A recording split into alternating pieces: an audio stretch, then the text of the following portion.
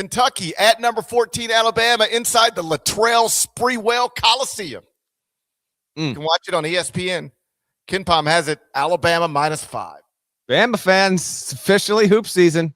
Football portal open today, by the way.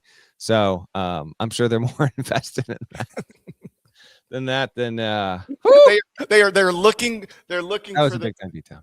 Oh, buddy. Man, we got to get these James Madisons and Tulanes and Alabamas out of these playoffs. I mean, I don't know if y'all like watching lopsided beatdowns, but gets a little boring for me. We got to do something about these James Madisons and these Alabamas. Yeah, you hate to see it there. You said Bama's -5 in this game? That's what KenPom says, not me. Yeah. This is the only time these two are scheduled to meet this season. Kind of a bummer. I was thinking we'd have 2 Kentucky-Alabama games because going into the season, they were projected to be 2 of the 3 best teams, but I think they've got the schedule rotation determined 3-4 years in advance, so they weren't going to adjust that, whatever.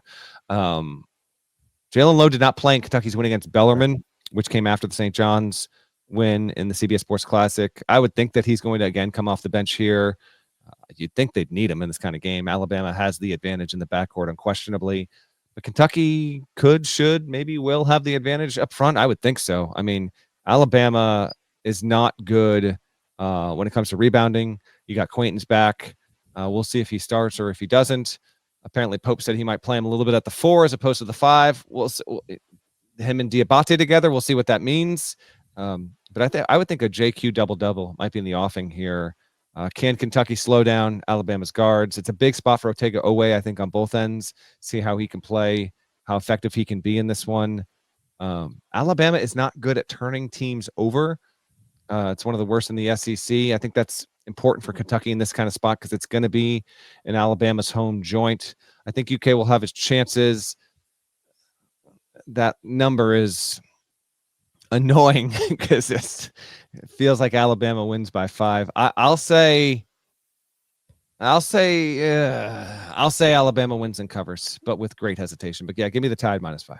Big game in Latrell Sprewell Coliseum.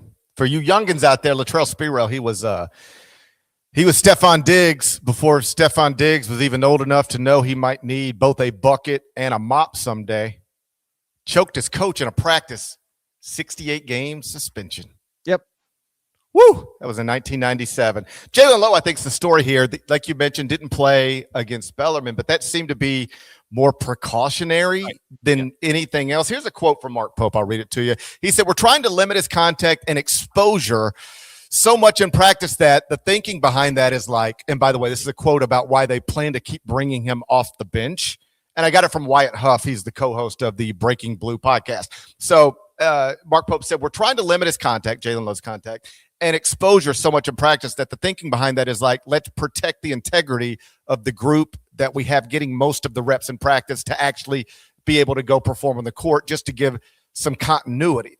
And I like this because I like it when coaches do this. Mark Pope acknowledged, like, I don't know if that's the right thing to do, but like it's what we're doing right now. And I'm explaining to you why we're doing it. But like, I don't know if it's the right thing to do, and I don't know if we'll continue to do it. Anyway, the quote continues.